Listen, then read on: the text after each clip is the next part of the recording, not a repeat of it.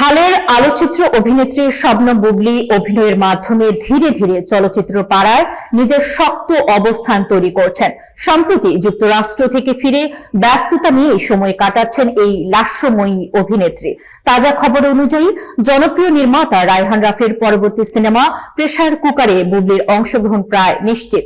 শিগগিরই এই শুটিং শুরু হবে এবং পরিকল্পনা অনুযায়ী ছবিটি রোজার ঈদে মুক্তি পেতে পারে। আনুষ্ঠানিক ঘোষণা কয়েকদিনের মধ্যেই আসার সম্ভাবনা রয়েছে। এ বিষয়ে শবনম বুবলী বলেন, না তো এরকম কোনো ঘটনা তো জানা নেই, আর রাফি ভাই তো অত্যন্ত জনপ্রিয় একজন নির্মাতা। এরকম কোনো খবর হলে অবশ্যই তারা অফিসিয়ালি জানাবে। তবে বুবলী থাকবেন এটা প্রায় নিশ্চিত বলাই যায়। এদিকে বুবলীর আরেকটি চলচ্চিত্র ঢাকাইয়া দেবদাস এর শুটিং আগামী মাসে সাকরাইন উৎসবে শুরু হওয়ার কথা। ছবিটি পুরান ঢাকার সংস্কৃতি ও জীবন চিত্রকে কেন্দ্র করে নির্মিত, যেখানে আদর আজাদের বিপরীতে দেখা যাবে বুবলীকে। এই দুই সিনেমার শুটিং এ ব্যস্ত থাকলেও শবনম বুবলী বাংলাদেশ চলচ্চিত্রের পর্দায় দর্শকদের জন্য আরও কিছু নতুন অভিজ্ঞতা উপহার দেওয়ার প্রস্তুতি নিচ্ছেন।